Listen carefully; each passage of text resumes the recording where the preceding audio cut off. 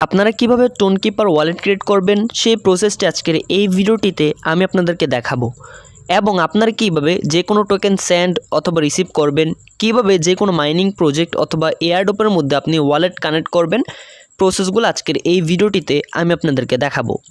প্রথমেই সরাসরি প্লে স্টোরে চলে আসতে হবে, তারপর টোনকিপার লিখে সার্চ করলে আপনারা এই এক্সচেঞ্জার অথবা এই ওয়ালেটটিকে পেয়ে যাবেন। প্রথমত অ্যাপটিকে আপনাদের ফোনের মধ্যে ইনস্টল করতে হবে, তারপর সরাসরি ওপেন করে দিতে হবে। ওপেন করার পর আপনাদের সামনে এরকম ইন্টারফেস চলে আসবে। এখানে আপনারা একটা অপশন পাবেন ক্রিয়েট নিউ ওয়ালেট, এইখানে চাপ দিবেন। তারপর লিখে আসবে ক্রিয়েট নিউ পাসকোড, এখানে আপনাদেরকে একটা পাসওয়ার্ড দিতে হবে। তো আপনি 4 ডিজিটের একটা পাসওয়ার্ড দিয়ে দিবেন। আমি আপনাদেরকে দেখানোর উদ্দেশ্যে এখানে একটা পাসওয়ার্ড দিয়ে দিলাম, দেন রিটাইপ করে আবারও পাসওয়ার্ডটিকে দিয়ে দিলাম। তারপর লোডিং নেওয়ার পর আমাদের সামনে এরকম একটা ইন্টারফেস চলে আসবে। এখান থেকে আপনারা চাইলে নোটিফিকেশন এনেবল করতে পারেন। সো আমি নোটিফিকেশন চাচ্ছি না, এর জন্য উপরে লেটার অপশনে চাপ দিয়ে এটাকে ক্যান্সেল করে দিব। তারপর দেখেন আমাদের কিন্তু একটা ওয়ালেট ক্রিয়েট করা কমপ্লিট হয়েছে। এখন কিন্তু আমাদের এই ওয়ালেটের কোনো সিকিউরিটি নেই। কোনো কারণে যদি আমাদের ফোন থেকে আমরা টোনকিপার অ্যাপটিকে আনইনস্টল করে দিই, পরবর্তী সময়ে আমরা আমাদের এই অ্যাকাউন্টটিকে আর খুঁজে পাবো না। এর জন্য আমাদেরকে কী করতে হবে, ব্যাকআপ ওয়ালেট রিকভারি ফ্রেজ এইগুলোকে সেভ করতে হবে। সো এর জন্য আমরা এই যে backup the wallet recovery phrase এই অপশনটিতে চাপ দিব, তারপর কন্টিনিউতে চাপ দিব। তারপর অ্যাপটিকে ওপেন করার পর আপনারা যে পাসকোড অথবা পাসওয়ার্ড দিয়েছিলেন সেইটা এখানে আবারও দিয়ে দিবেন। সো আমি এখানে আবারও দিয়ে দিলাম। তারপর এরকম চলে আসবে, এখানে লক্ষ্য করুন রিকভারি ফ্রেজ।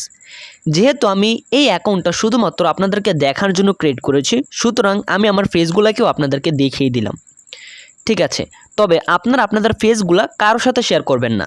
ফেসগুলোকে কী করবেন, একটা স্ক্রিনশট নিয়ে রাখবেন এবং কোথাও সেভ করে রাখবেন। চাইলে আপনি আপনার নোটের মধ্যে লিখে রাখতে পারেন। পরবর্তী সময়ে এই ফেসগুলো দিয়েই কিন্তু আপনাকে আপনার অ্যাকাউন্টের মধ্যে লগ ইন করতে হবে। তো আমি এখানে স্ক্রিনশট দিয়ে দিলাম। এখন নিচে চেক ব্যাকআপ বাটনে চাপ দেব। তারপর দেখেন আমাদেরকে এখন এই ফেজগুলোকে এখানে ইম্পোর্ট করতে হবে। 3টা ফেজ দিতে হবে। প্রথমটা হচ্ছে 5 নাম্বারের কোন ফেজটা ছিল ওইটা দিতে হবে, 18 নাম্বারটা দিতে হবে, 21 নাম্বারটা দিতে হবে। তো দেখেন এটা হচ্ছে স্ক্রিনশটটা নিয়েছিলাম। তো এখানে 5 নাম্বার ফেজটা হচ্ছে ইনভাইট। সো আমি এখানে সরাসরি এই অ্যাপের মধ্যে চলে আসবো, এখানে লিখব ইনভাইট। অবশ্যই এখানের যে ওয়ার্ড মিনিং এটা সঠিক হতে হবে। তারপর হচ্ছে 18 নাম্বার। সো আমি সরাসরি এখান থেকে স্ক্রিনশটে চলে আসলাম। 18 নাম্বার রয়েছে স্ট্র্যাটেজি। তারপর 21 নাম্বারটা হচ্ছে অ্যাবিলিটি। সো আমি টোটাল 3টা ফেজ দিলাম। এখন আমি ডানে চাপ দিব। যখনই ডানে চাপ দিব তখন কিন্তু আমাদের এই ফেজগুলো সেভ করা হয়ে গিয়েছে এবং এইটাই হচ্ছে আমাদের টোটাল ওয়ালেট। পরবর্তী সময় আমরা যদি আমাদের অ্যাকাউন্টের মধ্যে লগ ইন করতে চাই, ফেজগুলো দিয়ে কীভাবে লগ ইন করবো আমি আপনাদেরকে বিষয়টা একটু পরে দেখাচ্ছি। প্রথমত আসি, আপনি আপনার এই ওয়ালেটে যখন ডলার আনবেন, তারপর সেই ডলারটা অন্য ওয়ালেট অথবা যখন বিক্রি করবেন তখন অন্য ওয়ালেটে কীভাবে ট্রান্সফার করবেন। এর জন্য আপনার এখানে একটা অপশন পাবেন সেন্ড, সরাসরি এই সেন্ডে চাপ দিবেন। তারপর আপনি যে অ্যাড্রেসে ডলার পাঠাতে চান সেই অ্যাড্রেসটা এখানে দিবেন। দেন এখান থেকে কনফার্মে চাপ দিলেই কিন্তু তাদের ঠিকানায় ডলারটা পৌঁছে যাবে।